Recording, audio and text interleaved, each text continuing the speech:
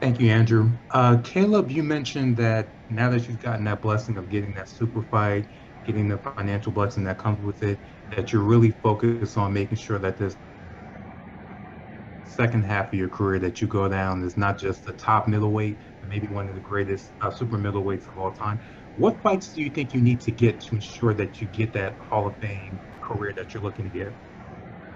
Okay, yeah, and just so I can clarify, even the first half of my career, or the beginning of my career, since I was a kid, it's never been about being famous or the money. It's been about the legacy and knowing that if I make the right moves in the ring, that everything else will come with it. So I don't need to focus on money or being famous or being, this or that. So that's been my mentality since the beginning of my career, since I was a kid, along with my father, and I continue to finish out my career the same way. But the fights, first things first, that's just handling, getting to your question, first thing first is just handling business on October 15th.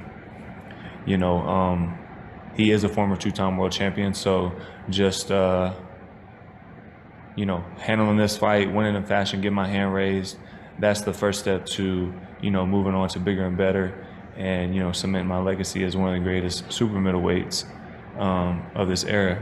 So And my last question for you would be, you know, we had Anthony earlier and we were asking him like what is the issue that he has with you. He really couldn't name it. He just said that he wanted to really put a hurting on you. From your perspective, do you think it's just simply jealousy, the fact that you mentioned just now that he wanted that Canelo fight, hasn't gotten it, you've gotten that super fight already? Do you think it just stems from professional jealousy as far as how far you've gotten in your career already compared to where he is as an older fighter? absolutely, I mean, you know don't say that you're not emotional and then say that you hate me. You know what I'm saying? Or don't say that I'm a nothing or a nobody and then in the same sentence say that you hate me. Because if you hate me, I'm a something and I'm a somebody to you. And if I was, like he claims, a nothing and a nobody to him, he wouldn't even pay me no mind. I'd be like one of the fighters that he fought coming up. He wouldn't like me, but he wouldn't have much to say about me. He'd just whoop my ass and just, keep on moving about, his career. But that's not what I am to him. And I definitely think it stems from a lot of jealousy.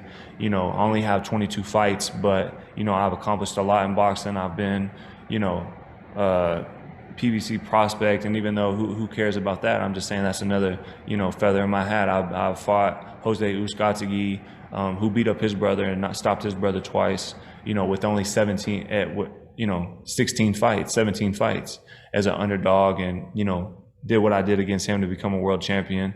I've been someone who's actually had world title defenses multiple times, something he's never done. I put myself in position to fight Canelo, and you can say it's just at the right time. Well, when is it ever the wrong time to become a world champion and have a successful title defense? So I put myself in position by being a guy and winning a world title against someone I was an underdog against supposed to get knocked out. So how many guys do that in this era? So I definitely think there's a lot of jealousy there. But hey, he can be mad, he can hate me, he can feel however he wants. He's not a bully. He likes to act like a bully. Like I said, he sells a lot of wolf tickets. He's not a bully. I don't care where he's from. I don't give a fuck about where he's from or what he says or him and his team barking. They've been doing that for the last 7 years, and they're still not where they want to be. So don't know that mean nothing to me, really.